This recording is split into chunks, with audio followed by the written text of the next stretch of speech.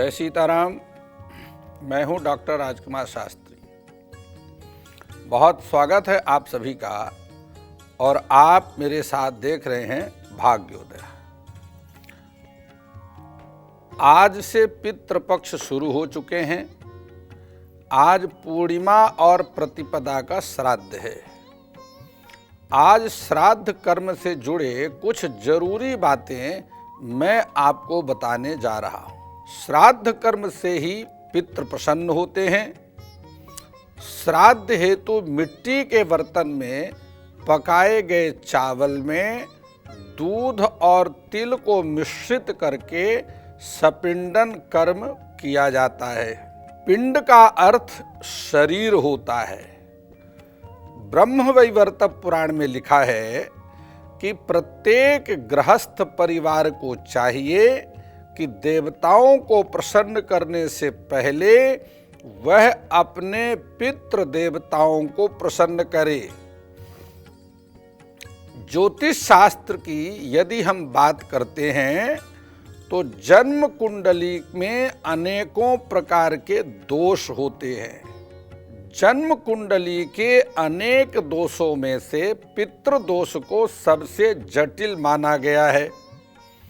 पितृपक्ष में कुछ समय के लिए यमराज पूज्य पितरों को आजाद कर देते हैं, जिससे कि वह अपने परिजनों के द्वारा श्रद्धा पूर्वक दिए गए अन्न और जल को ग्रहण कर सके। देखिए, कौए को पितरों का संदेश वाहक के रूप में जाना जाता है और श्वान अर्थात कुत्ते को मृत्यु के संदेश वाहक के रूप में जाना जाता है।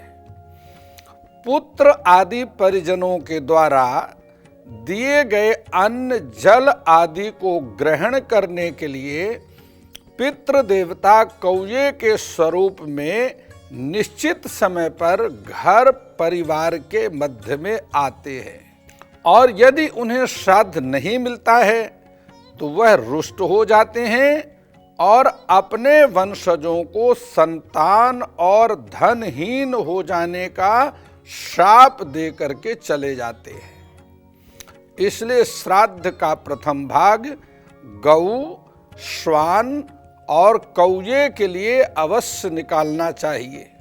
प्रेत कर्म विधि के अनुसार अपने पूर्वजों अर्थात पूज्य पितरों के लिए श्राद्ध 2 तिथियों पर किए जाते हैं। प्रथम मृत्यु तिथि और द्वितीय पितृपक्ष।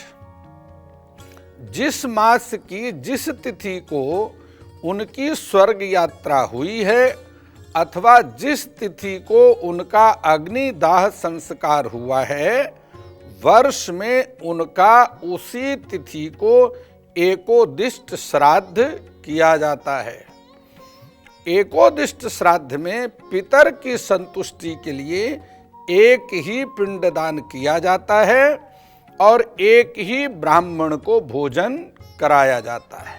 यदि किसी को अपने पूर्वजों की मृत्यु की तिथि ज्ञात नहीं है तो वह अमावस्या तिथि के दिन ज्ञात अज्ञात पूर्वजों का विधि विधान से पिंडदान, तर्पण और श्राद्ध अर्थात ब्रह्म भोज कर्म कर सकते हैं। देखिए, श्राद्ध का बहुत बड़ा विधान है और तर्पण इत्यादि का भी बड़ा विधान है, लेकिन यदि आप उतना कुछ नहीं कर सकते तो संकल्प करके मात्र ब्रह्म भोज करा दीजिए। इतने से भी श्राद्ध पूर्ण हो जाता है। अमावस्या यह चंद्रमा की अमा नाम की किरण है और चंद्रमा की अमा नाम की किरण से ही अमावस्या तिथि का निर्माण होता है।